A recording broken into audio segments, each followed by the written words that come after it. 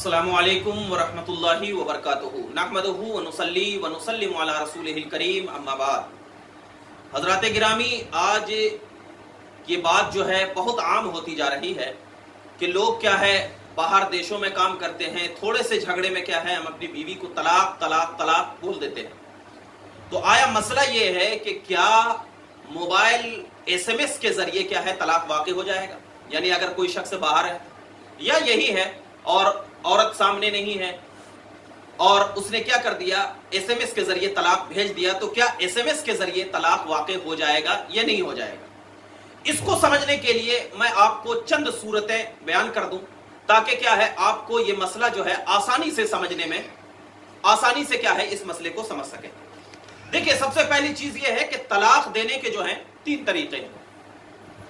तलाक देने के 3 तरीके हैं। सबसे पहला तरीका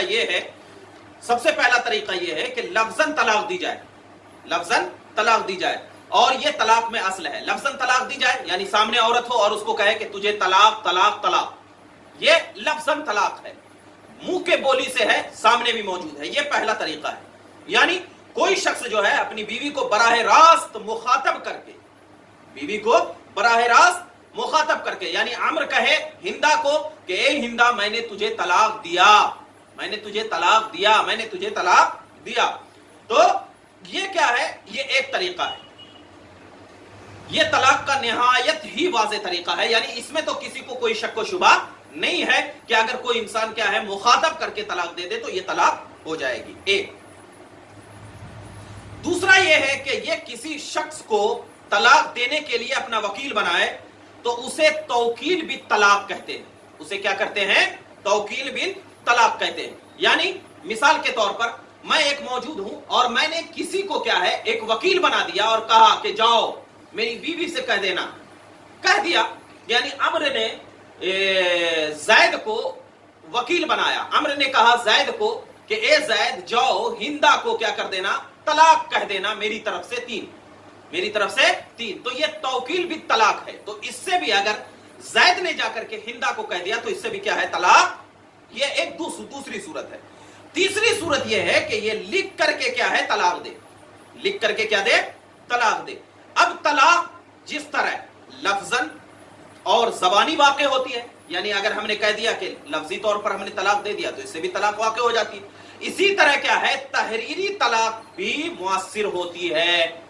यानी अगर कोई लिख करके तलाक दे दिया तो इससे क्या है तहरीरी तलाक भी क्या हो जाती है, मुअस्सिर हो जाती है। यानी कोई अगर लिख करके भी तलाक दे तो उससे तलाक हो जाती है। लेकिन इसमें जो है फुक़हाए किराम ने क्या किया है, जिक्र फरमाया है। जैसे कि फुक़हाए किराम ने फतवा आलमगीरी में जिक्र किया है कि तहरीरी तलाक की 2 किस्में हैं। फतवा आलमगीरी की रिवायत पढ़ रहा हूं कि तहरीरी तलाक की कितनी किस्में हैं? 2 किस्में हैं। एक है मरसूमा और एक है गैर मरसूमा। अभी इसको समझें पहले। मरसूमा और गैर मरसूमा ये है कि मरसूमा से मुराद ये है कि बाकायदा जिसको हम तलाक दे रहे हैं उसकी तरफ हमने वो खत लिखा है और उसकी तरफ मैंने उन्वान बनाया है। जैसे कि मिसाल के तौर पर हम हिंदा को तलाक दे रहे हैं तो हमने एक लेटर पे क्या है एक खत लिखा कि मैं फला हिंदा को मैं तलाक दे रहा हूं, यानी उसकी तरफ मुखातब करते हुए क्या है हमने तलाक दिया। यह है, इसको कहते हैं मरसूमा तलाक, यानी मुखातब इलैह जिसका हो, यानी एकदम बिल्कुल हिंदा की तरफ हमारा खिताब हो, इसको क्या कहते हैं मरसूमा। इसी को फतवा आलमगीरी में मरसूमा कहा है। जैसे कि किसी गायब को अगर खत लिखा जाता है तो फला इब्ने फला लिखा जाता है या फला इब्ने फलाना लिखा जाता है, तो फला इब्ने फला की जगह मकतूब का नाम लिया जाए, यानी जिसको आप खैत लिख रहे हैं उसका नाम ले लें तो इससे भी तलाक वाक़ई हो जाए। और एक होता है गैर मरसूमा। गैर मरसूमा से मुराद ये है कि मकतूब अलैह का नाम लिखकर बाकायदा उसे मुखातब ना किया जाए, यानी उसका नाम लिख करके क्या है उसे मुखातब न किया जाए, बल्कि क्या है, बल्कि मुखातब तो न किया जाए मकतूब अलैह का नाम लिख करके कि उसकी, अब जब मुखातब न किया जाए तो उसकी 2 सूरत होगी। एक सूरत तो ये होगी कि वाज़ेह हो या गैर वाज़ेह हो, यानी उसमें जो तलाक का लफ्ज लिख रहा है तो या तो वाज़ेह तौर पर लिख रहा है या तो गैर वाज़ेह तौर पर लिख रहा है। वाज़ेह और नसर होने वाला है तो वो है जैसे कि कागज या दीवार या जमीन पर इस तरह लिखा हो, यानी कागज पर लिखा है तो एकदम बिल्कुल वाज़ेह है। या ऐसी चीज पर लिखा हो, या पानी पे लिखा, या किसी ऐसी चीज जैसे कि शीशे वगैरह पर लिखा जाए और कि उसका समझना और पढ़ना मुमकिन ना हो। शीशे वगैरह पर लिखा जाए कि उसका समझना और पढ़ना क्या है, मुमकिन ना हो, तो ये गैर वाज़ेह तहरीर है। तो गैर वाज़ेह तहरीर अगर लिखी जाए तो इससे तलाक वाक़े नहीं होगी। लेकिन अगर गैर मरसूमा में भी अगर किसी ऐसी चीज पर लिखा जाए जो कि बिल्कुल वाज़ेह है, तो वो लिखने वाले की नीयत भी की ना हो, यानी अगर गैर वाज़ेह चीज पर लिखा, जैसे कि किस पर, पानी पे लिखा या शीशे वगैरह पर लिखा, और अगरचे तलाक की नीयत भी है, तो क्या है, उससे तलाक वाक़े नहीं होगी। लेकिन क्या है, ऐसी चीज पर लिखा जो कि वाज़ेह है, तो क्या है, इसमें नियत का तो एतबार ही नहीं किया जाएगा, उससे तो तलाक वाक़े हो जाएगी।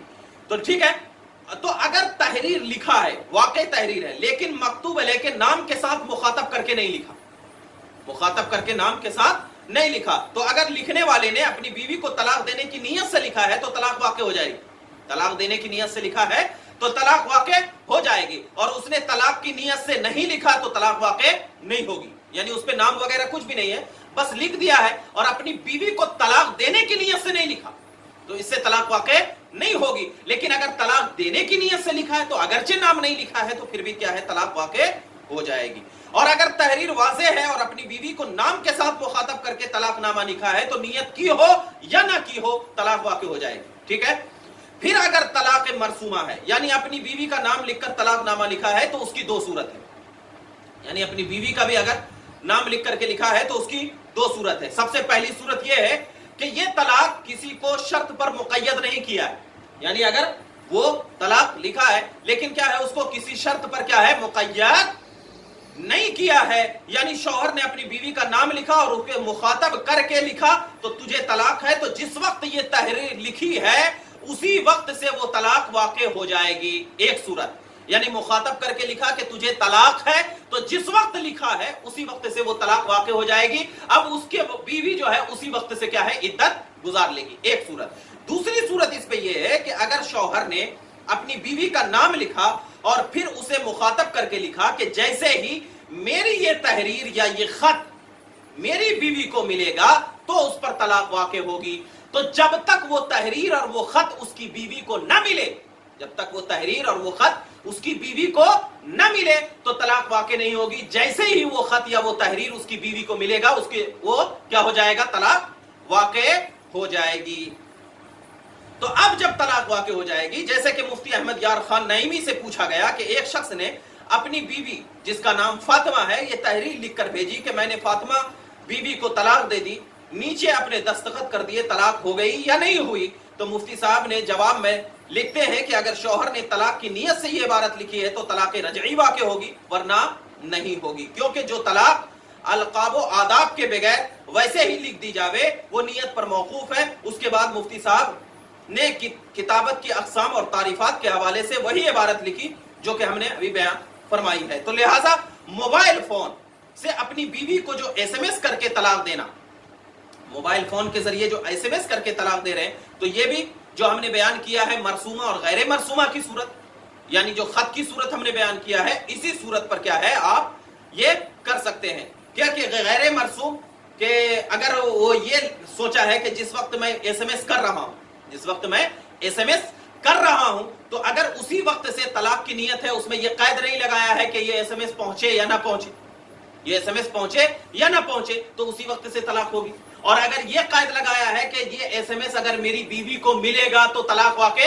हो जाएगी, तो अगर बीच में वो एसएमएस डिलीट हो गया और उसकी बीवी को नहीं पहुंचा तो तलाक वाक़े नहीं होगी। लेकिन अगर जैसे ही उसकी बीवी को वो एसएमएस पहुंचा तो क्या है, फिर तलाक वाक़े हो जाएगी और उसकी बीवी जो है ये बिल्कुल क्या है, वाज़े तौर पर उसकी बीवी क्या है, मुताल्लका हो जाएगी। अब इसमें यह देखा जाएगा कि उसने कितनी तलाक लिखी, उसमें कितनी तलाक लिखी। अगर एक तलाक लिखी है तो एक तलाक होगी, दो तलाक लिखी है तो दो तलाक रजई होगी, और अगर तीन तलाक लिखी है तो फिर तीन तलाक वाक़े हो जाएगी। तो गोया के एसएमएस के जरिए भी अगर किसी ने अपनी बीवी को तलाक दिया तो तलाक वाक़े हो जाएगी। अब बहुत सारे इसमें लोग कहते हैं कि बीवी तो सामने मौजूद नहीं है, गवाह भी नहीं है, तो एक सूरत ये ज़हन में रखें कि तलाक में क्या है, गवाह की जरूरत नहीं होती, तलाक देने के लिए गवाह की जरूरत नहीं होती है। जैसे कि आप बीवी बैठी हुई है, बीवी बैठी हुई, आप अंदर आए जैसे रूम में, और बीवी को आपने क्या है तलाक दे दी, बीवी ने सुना नहीं तो भी तलाक वाक़ हो जाए, बीवी का सुनना भी जरूरी नहीं।